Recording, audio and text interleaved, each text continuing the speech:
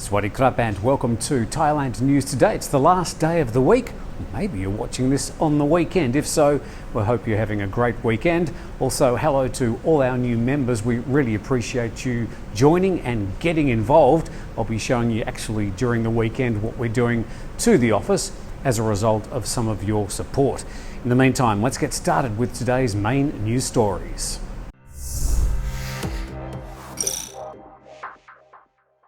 Thailand has reported its first death of a COVID vaccine patient. An investigation has been launched by the Public Health Ministry, but health officials suspect the death is not related to the vaccine and that the death was from natural causes.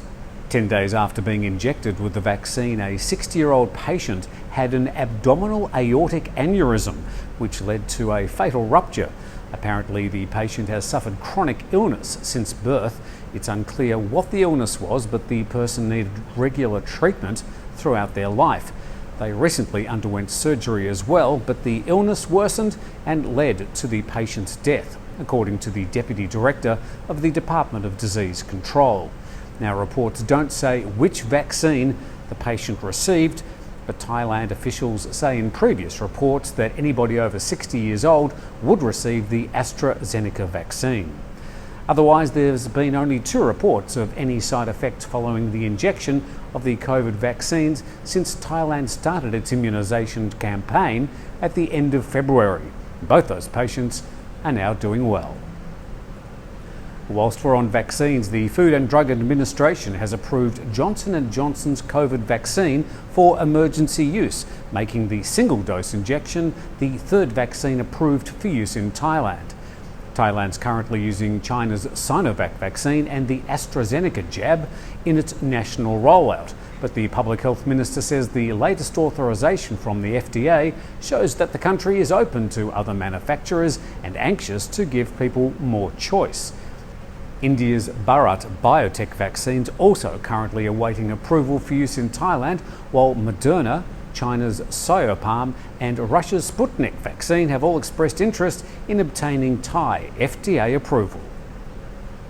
Bangkok's Deputy Police Chief says 11 activists who addressed participants at a rally at the Ratchaprasong intersection on Wednesday will be charged. He says his officers have already identified 10 of the protest leaders and also plan to charge other participants who used loudspeakers or held up banners with insulting messages about the monarchy. He also added that any media outlet that broadcast such messages will also be prosecuted. The advisor to the House Committee on Law, Justice and Human Rights is calling for action to be taken against those who gave speeches and spoke offensively about the monarchy, as well as against a TV station that broadcast the speeches without censoring the content. Thousands of protests gathered at the Ratchaprasong intersection on Wednesday night, calling for Thailand's lèse majesté law to be abolished, for those charged under the law and with other offences to be released, and for the resignation of PM Prayut Chan-o-cha. A Thai lingerie manufacturer must pay workers that were laid off without compensation, according to the Labour Protection and Welfare Office. More than 1,200 employees of Brilliant Design Thai Global received no warning when the factory suddenly closed in Samut Prakan province on March the 10th.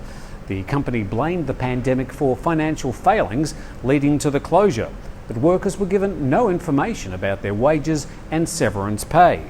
Thai law requires companies to provide 1 month's notice in advance of closing and pay all outstanding salaries, bonuses and severance pay. The company supplies lingerie to major global brands including Lululemon, Torrid and Victoria's Secret, and is owned by a Hong Kong-based garment maker, Clover Group. The company now says it plans to pay all outstanding money in monthly instalments starting at the end of April. Hundreds of Burmese refugees are fleeing to Thailand in a risky bid to escape the Burmese army, which seized control of the elected government in a coup on February the 1st.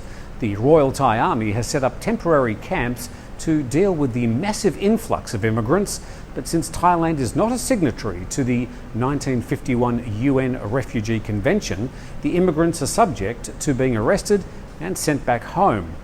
Burmese asylum seekers are joining members of the ethnic Karen group, attempting to take refuge in a hilly border region in Thailand's northwest.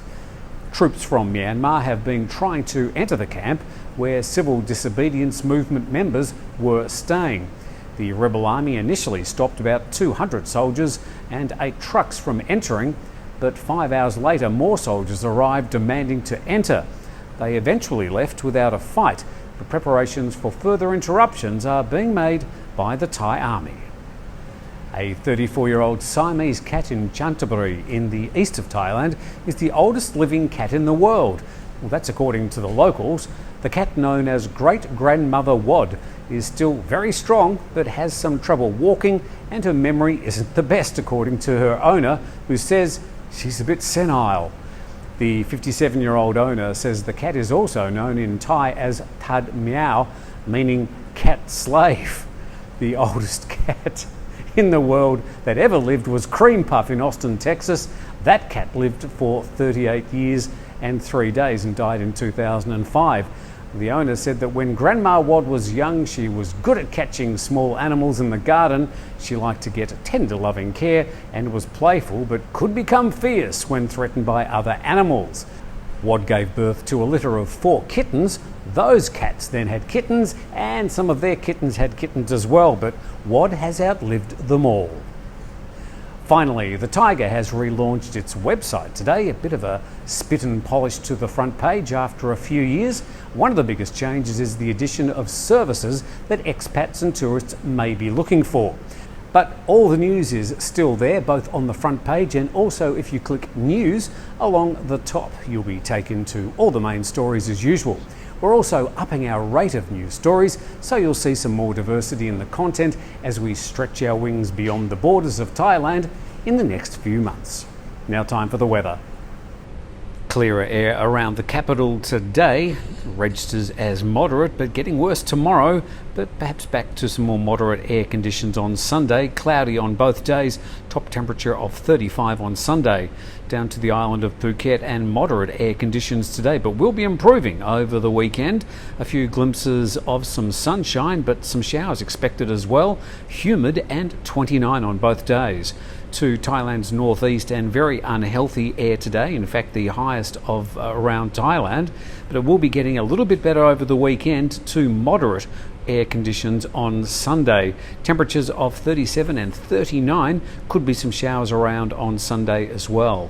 Up into Thailand's far north and also unhealthy air today, and will be much the same over the whole weekend with top temperatures of 38 and 39. Also some clouds around which will make that fairly unpleasant to the central Gulf of Thailand coast, and we've got moderate air conditions there today, and it will be the same over Saturday and Sunday. Cloudy conditions and temperatures of 31 and 32, and to Bang Lumung where Pattaya is, and we've got good air there today, but we'll be getting a little bit worse over the weekend, overcast and temperatures of 32. Well, thank you so much for joining us on our final Thailand News Today for the week. Of course, we'll be back again on Monday, but there's plenty of YouTube content coming up over the weekend. We hope you get the opportunity to enjoy that as well.